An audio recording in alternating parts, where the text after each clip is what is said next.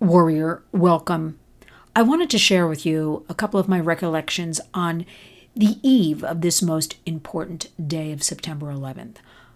I am a New Yorker. I have always been a New Yorker, and I was here on that day. I was thinking about it this morning, and I thought to myself, you know what?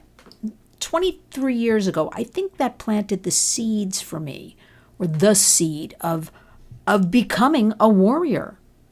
Because that is when my mindset about so many things changed right then and there. But the thing I want to share, if there's any light in all of this, is what I remember right after all of that horror happened, and I don't have to go into any of it. But being here was surreal. Being here was, you know what? I still can smell the air the day before because it rained the night before. But it was like a hot rain. And actually today in New York City, the day is reminiscent. The sun is out and it's almost 80 degrees, on a September day.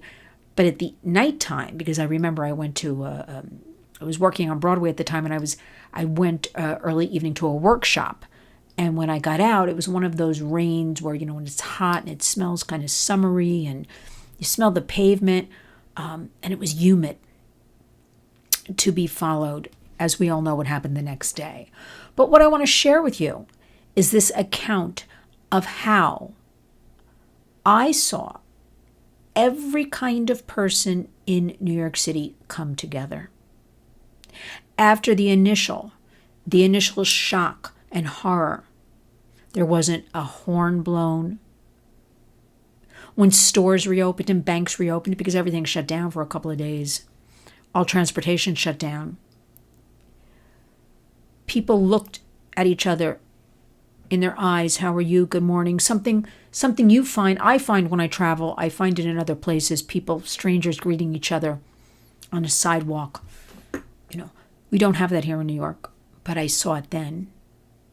People held doors for each other. People had a smile on their face.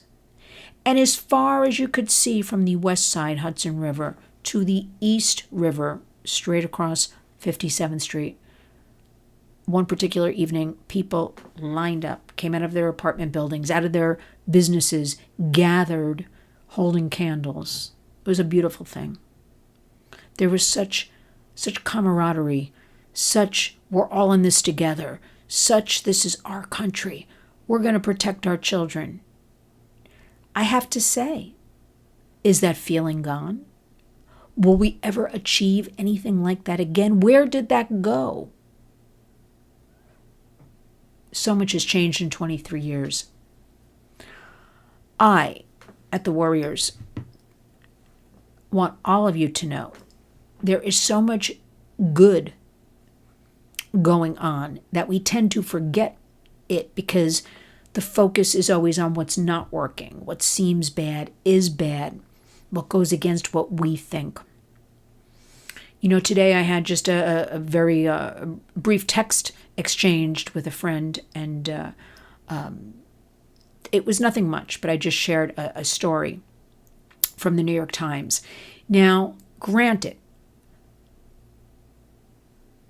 we have to look at all media. If I'm going to talk about media, I'll be looking at everything. I'll be looking at Fox News a little bit here. I'll be looking at CNN a little bit here. I'll be looking at the New York Times, the New York Post.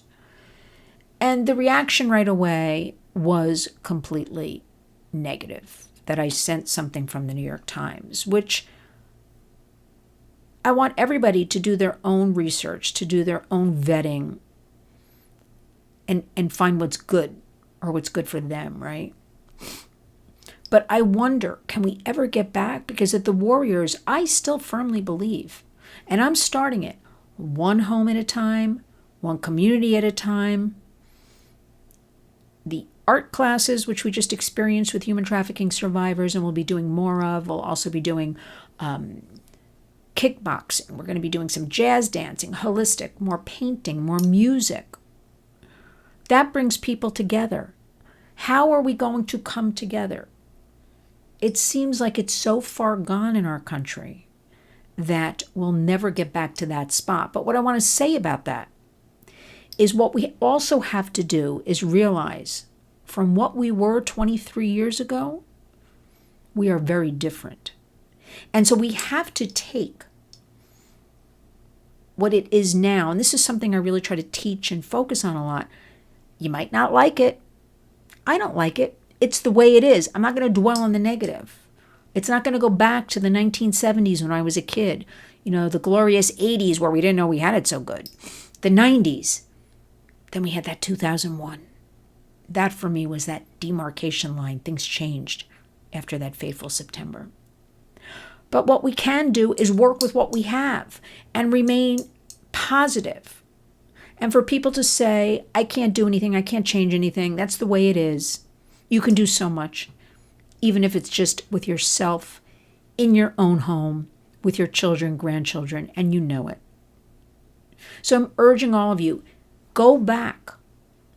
Remember what it feels like 10, 20, 23 years ago, if you're old enough and listening to this, because that is the type of event, as you all know, you always remember where you were, what you were doing, how you felt, smells in the air, people you talked to. We all had this common story. And as this day unfolds, we ask that you remember that day and you pray for those families. Just a couple of days ago, my husband and I were driving.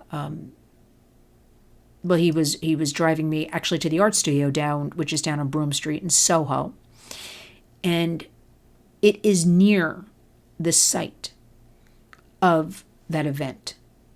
And as we were driving back up, swinging around, it's the West Side Highway. If you're not familiar with New York, it's kind of along the Hudson River, runs parallel to come back uptown. I'm faced with that site, with that reflecting pool. Just jammed. And this was last week. Yes, it was last week, the end of last week. Just jammed. It's a tourist destination. I get a pit in my stomach. I can't look at it. I can never go to that site.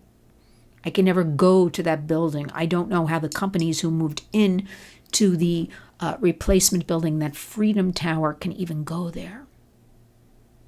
But I leave you with, think about, as horrible as it was, where we were then, how we felt afterwards, because I'm sure your community was feeling the same. Even if you weren't in New York or Pennsylvania or Washington, you had that community feeling, no doubt, as well. We have to get back to taking care of ourselves, our neighbors, and our children. So let us really have sort of this solemn day, take a breath, regroup, and come together, because our hashtag is community creates change. And it may be 2024, and we are facing a lot of hurdles, a lot of change from the way you grew up, I grew up.